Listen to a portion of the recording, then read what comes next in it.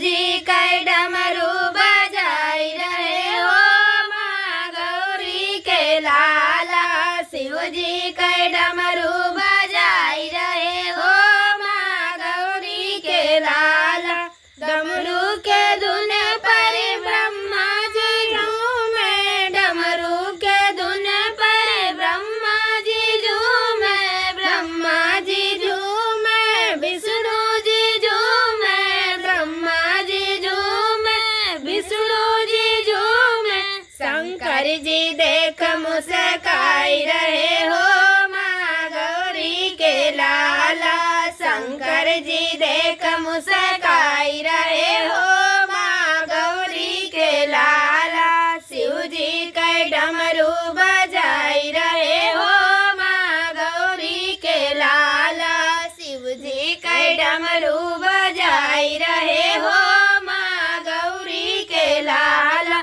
डमरू के धुन पर चंदा भी झूमे, डमरू के धुन पर चंदा भी झूमे, चंदा भी झूमे, सूरज भी झूमे, चंदा भी झूमे, सूरज भी झूमे।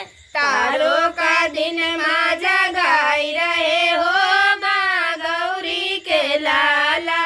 तारों का दिन माँ जगाई रहे हो माँ गौरी के लाला। शिव जी कई डमरू बजाई रहे हो माँ गौरी के लाला। डमरू के धुन पर धरती भी झूमे, डमरू के धुन पर धरती भी झूमे, धरती भी झूमे, अंबर भी झूमे, धरती भी झूमे, अंबर भी झूमे। सारे जहां को नचाई रहे हो माँ गौरी के लाला। सारे जहां को नचाई रहे हो माँ गौरी के लाला। शिव जी के डमरू बजाई रहे हो माँ गौरी के लाला। शिव जी के डमरू बजाई रहे हो माँ गौरी के लाला। नंदी भी झूमे, भृंगी भी झूमे, नंदी भी झूमे, भृंगी भी झूमे, भृंगी भी झूमे, भृंगी भी झूमे।